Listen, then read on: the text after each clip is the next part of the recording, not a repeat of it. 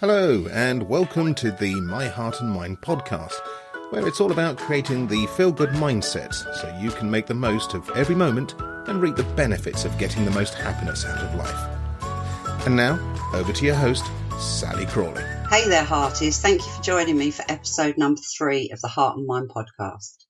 This episode is called Hope You Can Change Your Expectation. I really do appreciate you taking the time to listen to me, whether you're walking the dog, driving the car, sitting at home, doing the washing, or even some of the housework. Today, the conversation is going to be about hope, building hope and looking forward to the future. It's about giving your life meaning, because I found it really important. When my life changed after having a heart attack and breast cancer, my future had changed as well. So to create hope for the future, to look forward and to find ways of focusing on what you want so you can live and love life. It's about changing your expectations, and it isn't as difficult as it might seem. Hope is important. It was very, very important for me because I no longer wanted to feel the why me. It was something that kept going through my mind. And I realised that having hope helped me to connect with people. It helped me to look forward, and I began to see the new situations and circumstances of my life more positively. I was able to start looking outside of myself rather than dwelling on the inside, on my thoughts and my feelings. Having hope is motivational, and it can help you grow in your ability to learn new things, new ways of living your life. You can gain a sense of being in control and be able to think outside the box when problem solving. With hope, you're able to be flexible in thought and behaviours. Other benefits include feeling purposeful and being able to dream of the art of the possible. So, starting right now, let's just get on with the episode. And it's about hope, change and expectation. As in the previous episodes, I looked up the definition of the word hope in the dictionary, this time the Merriam-Webster dictionary. And it says, firstly, that hope is to cherish a desire with anticipation, to want something to happen or to be true. Another definition is to desire with expectation of obtainment or fulfillment. And thirdly, to expect with confidence. Hope for me is an optimistic state of mind. After my heart attack, I didn't have a lot of optimism, and it's based on an expectation of upbeat outcomes. It helps you to see the positives in events and circumstances in your life or at the world at large. Do you remember me saying about reading the book called The Luck Factor? That certainly had an impact, and it definitely gave me some hope. Positive psychology has studied how hope and forgiveness can influence several aspects of life. These include health, well-being, work and personal meaning. So again, using the definitions from the dictionary that I looked up, it's clear to me that hope plays an important part in creating a new life after a life-changing event. So firstly, hope, to desire and want to live a full and purposeful life. To look forward to how you want to live your life now and how things will be different and how it can be improved. Remember, everything changes. Hope is the expectation that you can obtain happiness and joy despite having a heart condition, and that you can still achieve what you desire in life. And then finally, hope is to know deep in your heart that your life is worth living and that you have the confidence to make the necessary changes to the way you want to live. So for me, hope is about looking forward to the future, no matter what the limitations. It's about knowing that you can have what you want despite the changes that you have to make. Hope is the opposite of despair, and I was and have been very despairing in my time. When we despair, it's because you feel that there are no choices. Having hope, is a life-affirming state to have. But during my recovery at first, I had little hope. At some points, I wondered why I survived. What was the point? At the time of my heart attack, I was using crutches and could only crawl halfway up the stairs. It was exhausting. I couldn't see how I would ever get back to the state of fitness and be able to take part in my passion, martial arts, again. At the time when I ruptured my Achilles, I was in the middle of a martial arts class. It was Tang Soo Do. I have spent years doing Shotokan karate and had recently taken up the Tang Soo Do, so I was really disappointed.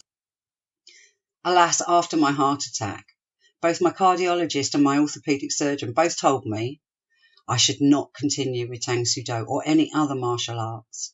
The reason being, martial arts is too explosive and the pressure it would put on my damaged heart would be too much. As for my Achilles tendon, it was explained to me that the risk of another rupture happening again had now increased by a further 20%.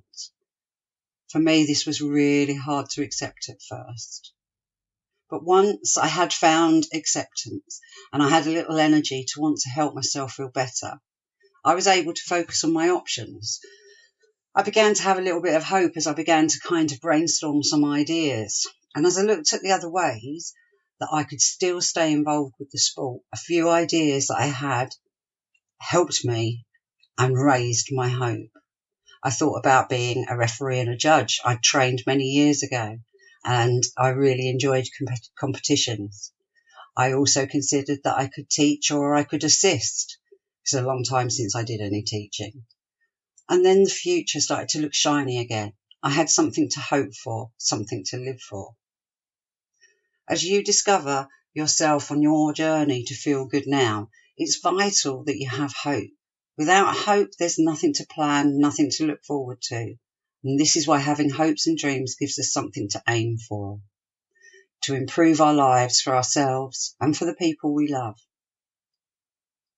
How can I help? What am I going to teach with you today? So I want you to think about it's what you can do, not what you can't do. Like my story about martial arts. Is there something that you feel hopeless about? Something that you want to do, to have, or to be, that because of your own health issues you can't? Maybe it's not because of your health. Maybe it's just a belief that you have. Either way, when you think about it, do you feel hopeless and helpless? If so, it's time to change how you're thinking about life. So now, what I'd like you to do, as part of the working through the process of what you can do, not what you can't, I want you to choose something that leaves you feeling without hope.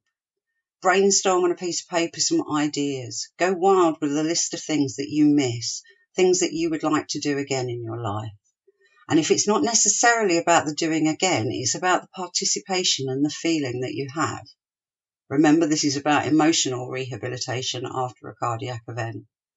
But you do need to be realistic here. Make sure that it is real. You couldn't actually decide that you want to be a teenager again, although give me a while and I'm sure I could work out some ways that you could behave like a teenager again, but definitely I can't turn back time. So let's say, for example, you wanted to learn to fly a plane, but because of your cardiac health, it's now impossible. It's most likely that your internal dialogue, the chatter that you have going in your head all the time, whenever you think about or whenever you see a plane, you find yourself saying you can't fly a plane. And whenever you find yourself daydreaming about it, it can be quite heart-wrenching and it can make you feel quite sad.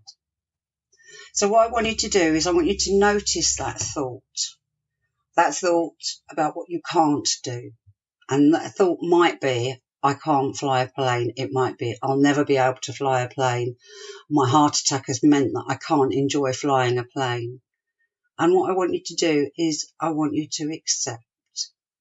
And maybe if you go back to one of the earlier episodes, you'll listen to the breathing and you'll allow yourself to just think about acceptance as you breathe for 5 minutes through. Because you do need acceptance before you can move your can'ts to your cans. I'd like you to think about that phrase, that thought that you have in your head. It's the third step. Change it to being a thought of possibility. Not an I can perhaps at this moment, but I could possibly do is a good thought to have. And then I want you to sit down with a piece of paper again and ask yourself, what can you do? What can you do that moves you closer to the feeling you want to have? What is it about learning to fly a plane that you enjoy so much? What are the elements that you can't do without or feel that you can't do without? Write down on that piece of paper all of the things. Yep, you can go a bit off the rails here if you like. Just get it all out, all of the options, whether they're possible or not possible. Just write down that list. And then I want you to sift through that list of things and decide of all the things that you can do on that list, which ones are you going to do? And once you have decided that, choose just the one and set a date to find out more. For example, you really do need to find out the true limitations. Does your heart health hold you back? Are there thoughts that are making you believe that you can't when really you can? What are your options? What alternatives are there? So again, thinking about learning to fly a plane, you might be thinking along the lines of, can you learn to fly but not fly on your own? Look into that. Could you go on an experience day of flying a plane? Maybe you could be a co-pilot of a plane. How about having a go in a flight simulator? What about visiting aircraft museums? Going plane spotting? There's loads of ideas, and I don't even want to fly a plane. You could learn flying a plane through videos or books. Watch films about flying. Read books about planes and flying again. Give talks about planes and flying if it's something that you used to do and you just can't now. What about Facebook or other social media platforms? What groups are there that are all full of flying enthusiasts? Maybe if you're working and you wanted to be a pilot, perhaps you can't be a pilot, but what other job could you do at an airport? Or, alternatively, had you thought about getting a job in an aviation museum? See, the alternatives in that are quite broad. Get creative, ask other people, get people to join in with you, because the more support you have, the more love you feel and the more hope you will grow. So what do I want you to do this week? I want you to decide on that one thing. What is it that you are going to do that you previously, until this episode, made you feel like your life was hopeless because you can't do it anymore? I want you to brainstorm all those ideas and move yourself closer to it or approach it in a different way. And remember, we do have the podcast community on Facebook. So if you want some ideas and suggestions, get in touch with people on there. They'll definitely want to get involved and give you some help. I also have provided a download for you that will help guide you through this exercise.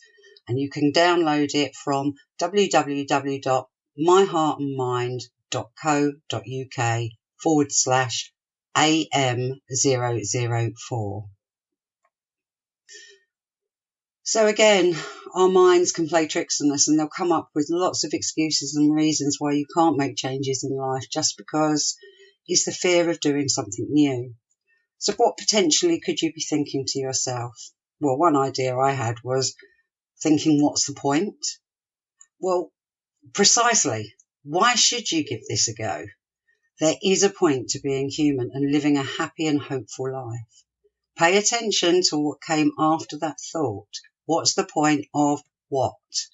And then you know where to start. Ask yourself, so what can I do? Then scribble down all the things you can think of that move you closer or alongside. And when you run out of ideas, push yourself for 2 more. That's often where the magic happens. Another barrier or thought that you might have is, well, there's nothing that I can't do now that I didn't do before. Well, that's fabulous. What a great place to be. So if you want to try this exercise, but you're not missing out on anything, how about brainstorming something that you would like to have done, that you hadn't done previously? Something that you believed that you couldn't perhaps, or didn't know how to. Then follow the process through. A quick recap and review. So 1, brainstorm some ideas and note by noticing the thoughts that you have about what you can't do. 2, change it to being a thought of possibility. 3, accept that you can't do it the way you used to. 4, ask yourself, what can you do that moves you closer? Make a list of the things that you can do. Remember, outside of the box, get creative. And 6, decide of all the things, what one thing are you going to do, and set a date. And then just do it. So remember, the group's there to keep you in line and trying to move forward. And this time there is a freebie for you, which is the activity map to focus on the I can. And that's available for you to download at www.myheartandmind.co.uk/AM004. Remember, the group's there. We're there to support you and to support each other. They can help keep you accountable. So do drop in there and find out what you need to do to get some more ideas to get you that feel-good vibe. So come with me together and we can love the life we live. Leave a comment and rate and review this podcast. I'd really, really appreciate that. It will help keep this podcast available in the early searches, and we'll be able to help and reach more people together. Thank you for listening. And as the beat goes on, one moment at a time, until next week, when I'll be talking to you about another of the 6 stages of mindset. This time it's about purpose, how to find your purpose, your meaning, the get up and go that has you jumping out of bed in the morning, your thing that makes you feel real and good. And I look forward to catching up with you next week. In the meantime, don't forget to pop along and join the podcast community at Facebook and search for My Heart and Mind Podcast. And the and is an A-N-D. Okay, remember that. Take good care. Speak soon. Bye-bye. You've been listening to Sally Crawley and the My Heart and Mind podcast, a show for you if you've had a heart attack, cardiac event or other life-changing experience and want to feel good. It's all about mastering your feelings and emotions so you can feel great and live the life you love.